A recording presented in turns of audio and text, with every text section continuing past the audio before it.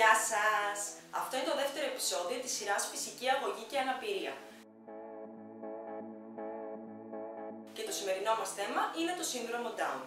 Το σύνδρομο Down είναι η πιο κοινή χρωμοσωμική αλλίωση που έχει παρατηρηθεί στον άνθρωπο, καθώς και η πιο κοινή αιτία γενετικής αναπηρίας που συνδέεται με την ανάπτυξή του και συγκαταλέγεται στις νοητικές αναπηρίες.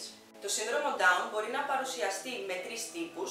Πρώτον, την τρισομία 21 που είναι και ο πιο κοινός, δεύτερον, το μοσαϊκισμό και τρίτον, τη μετάθεση ενός τμήματος του χρωμοσώματος 21 σε κάποιο άλλο χρωμόσωμο. Χαρακτηριστικά της εξωτερικής εμφάνισης των ατόμων με σύνδρομο Down είναι το χαμηλότερο ανάστημα, το μικρότερο κεφάλι, στόμα και αυτιά, οι μικρές παλάμες και τα κοντά δάχτυλα, καθώς και τα σχιστά μάτια. Άλλα χαρακτηριστικά είναι η τάση των ατόμων για παχυσαρκία, ήδη από την ηλικία των 3 ετών, καθώς και η μεγαλύτερη συχνότητα εμφάνισης προβλημάτων υγείας, όπως οι καρδιακές διαταραχές και αισθητηριακές ελλείψεις.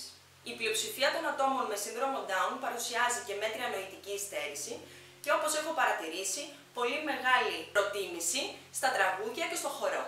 Τέλος, όσον αφορά χαρακτηριστικά που μπορεί να σχετίζονται με τη φυσική τους δραστηριότητα, έχει παρατηρηθεί μυϊκή υποτονία, καθώς και υπερεκτατικότητα των αρθρώσεων και χαμηλή μυϊκή δύναμη, ιδιαίτερα των κάτω άκρων. Η ατλαντοαξονική αστάθεια, που επίσης πολλές φορές παρουσιάζουν, καθώς και σχολίωση ή μονομερής ή διμερής εξάρθρωση ισχύου, σε συνδυασμό με τις παραπάνω δυσκολίες που αναφέρθηκαν, επηρεάζουν φυσικά την κινητική τους ανάπτυξη και τους οθούν σε μια πιο καθιστική ζωή. Έτσι, φαίνεται να υπάρχει μια καθυστέρηση της ανάπτυξης του ορθοστατικού ελέγχου και να επηρεάζεται σημαντικά η ικανότητά τους να ελέγχουν το σώμα τους.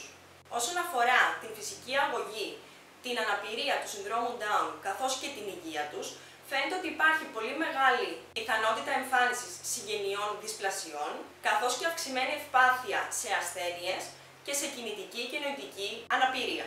Έτσι λοιπόν, όπως αναφέραμε και στον αυτισμό, εφόσον δεν υπάρχουν προβλήματα υγείας τα οποία απαιτούν ιδιαίτερη μεταχείριση ως προς την ποσότητα και τον τρόπο φυσικής δραστηριότητας, τα άτομα με σύνδρομο Down πρέπει να πληρούν τα κριτήρια που έχει θέσει ο Παγκόσμιος Οργανισμός Υγείας σε σχέση με την φυσική δραστηριότητα για την υγεία. Κάτι το οποίο οι έρευνες δείχνουν πως δεν γίνεται μέχρι σήμερα. Τι μπορούμε λοιπόν να κάνουμε εμείς ως καθηγητές ειδικής φυσικής αγωγής με σκοπό να διευκολύνουμε και να αυξήσουμε τη συμμετοχή των ατόμων με σύνδρομο Down σε φυσικές και αθλητικές δραστηριότητες? Πάμε να δούμε. Αρχικά, το πιο σημαντικό είναι σε περιπτώσεις που τα άτομα με σύνδρομο Down παρουσιάζουν εξάρθημα ατλαντοαξονικής άρθρωσης, να αποφεύγουμε ασκήσεις όπως η κυβίστηση, οι οποίες μπορούν να προκαλέσουν σοβαρούς τραυματισμούς και να φέρουν σε κίνδυνο την υγεία του ατόμου. Έπειτα, λόγω της μειωμένης καρδιοαναπνευστικής αντοχής και της μυϊκής υποτονίας που παρουσιάζουν τα άτομα με σύνδρομο Down, θα πρέπει να κάνουμε μια εναλλαγή μικρών περιόδων άσκησης ή κινητικού παιχνιδιού με ξεκούραση. Αυτό σημαίνει πρόθεση εύκολων και σύντομων κινητικών δραστηριοτήτων ή ασκήσεων. Έμφαση πρέπει να δώσουμε στην ενδυνάμωση κυρίως των κάτω άκρων των ατόμων, αλλά και στην ισορροπία, κάτι το οποίο μπορούμε να προωθήσουμε όχι μόνο μέσα από κινητικά παιχνίδια και ασκήσεις, αλλά και μέσω της μουσικής και μουσικοκινητικών δραστηριοτήτων, χορού, αερόμπικ και άλλων δραστηριοτήτων που συνοδεύονται με μουσική και αρέσει πολύ στα άτομα με σύνδρομο Down. Τέλος, ο περιορισμένος αριθμός υλικών μέσα στο χώρο, εκτός δηλαδή από την παρουσία των αναγκαίων υλικών για την εκτέλεση των δραστηριοτήτων, είναι καλό για να μειώσουμε τη διάσπαση προσοχή τους, να μην έχουμε τίποτα άλλο. Έτσι, και ακολουθώντας τις προτάσεις για φυσική δραστηριότητα από τον Παγκόσμιο Οργανισμό Υγείας, μπορούμε να προάγουμε την υγεία, την ψυχαγωγία και όλα τα ωφέλη που σχετίζονται με την ποιότητα ζωής.